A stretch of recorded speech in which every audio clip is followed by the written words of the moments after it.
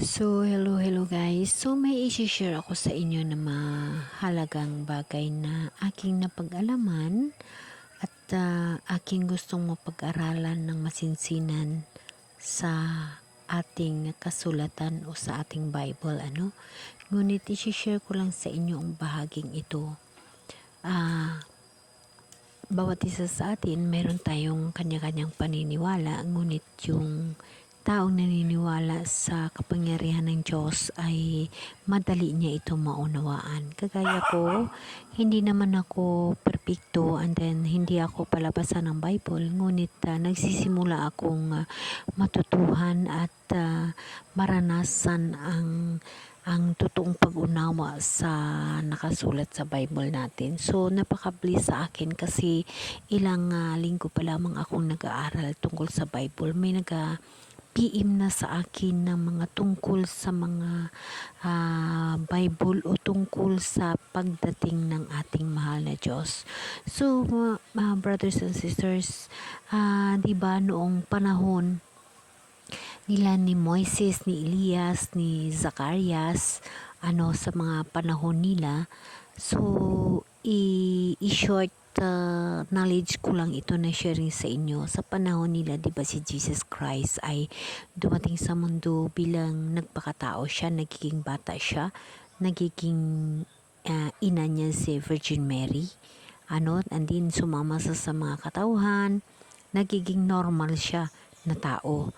Ngunit nang siya ay namatay na at bigay na ng hukom sa mga tao, is hindi talaga totaling natapos niya yung paghukom niya, kasi yun ang aalamin natin sa Bible, kasi mayroon pa tayong second coming, di ba? Doon nagpakita siya kaya Maria Magdalena, siya ay yung pinakauna na pinakitaan ni Jesus Christ, and then nagpakita sa mga apostles, diba? Ganon yung kanyang ginawa. Now, sa second time na pagbalik ni Jesus Christ, tanungin ko kayo guys, sa inyong palagay, ano ang mangyayari sa pagbalik or sa second time na pagbalik ni Jesus? I-share ko sa inyo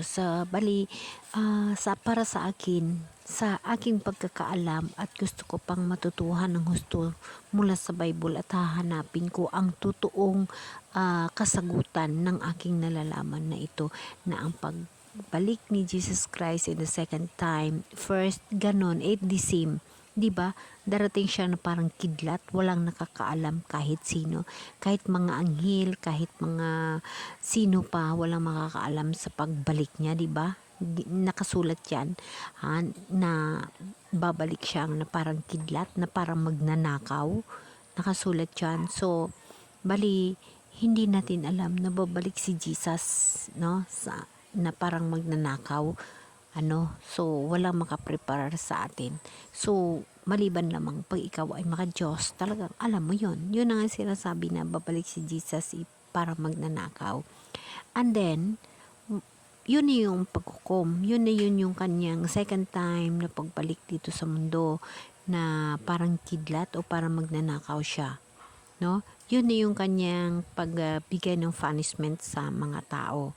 And then yung mga naririnig natin at nakikita ng mga trompeta ng anghel na bababa si Jesus Christ mula sa langit, na mayroong mga trompeta na mag-welcome sa kanya ng mga angel. I think totoo pa rin ho yun, no?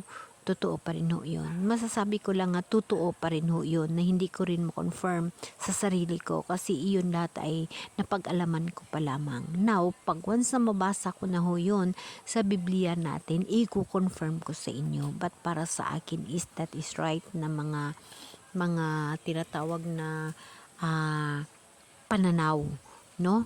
Na first, magbalik siya bilang parang magnanakaw, na hindi mo alam na pagbalik niya. Sa akin lang, para sa aking sarili, is magiging tao na naman siya, no? Or walang makakaalam, kahit angel, walang makakaalam sa kanya.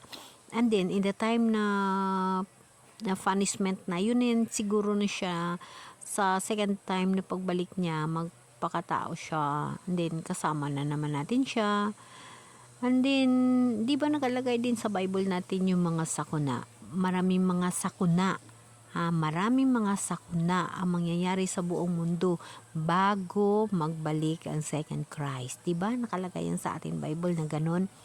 So, it means, darating na naman si Jesus sa second time na hindi natin alam na yun nga nakalagay nga para magnanakaw siya na walang nakakaalam kahit mga anghel. Ngunit, after na nandito na at magbigay na siya ng punishment, doon na siya bababa sa sa tinatawag na salubungin siya ng mga angel, yung nagkakanta ng mga trompeta, na bababa siya mula sa langit, sa ulap na kasama yung mga angel.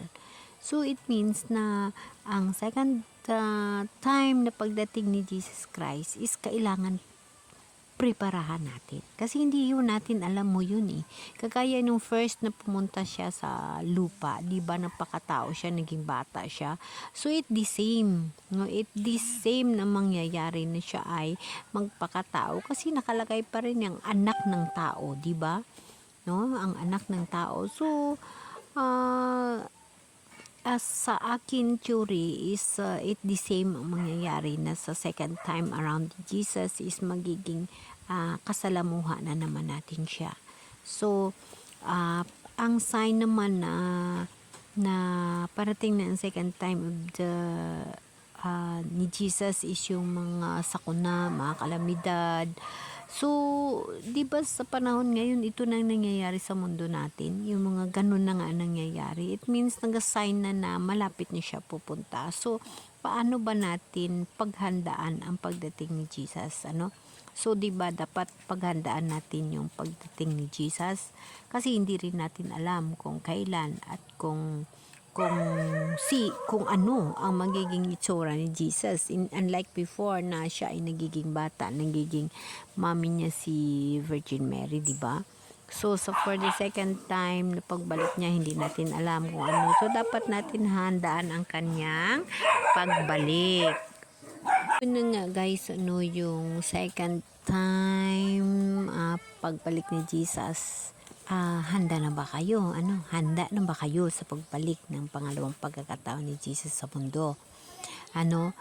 Alalahanin natin, dapat natin tandaan na dalawang bagay ang pagdating ni Jesus. Yung magiging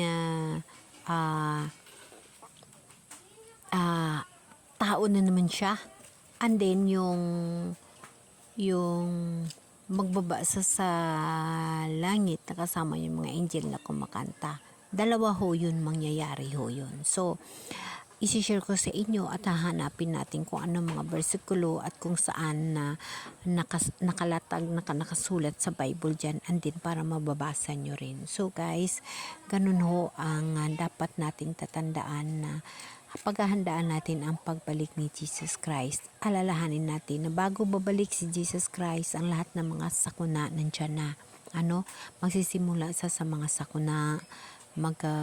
Ang sign niya nandyan na, ipapalapit na yung sign ni Jesus Christ.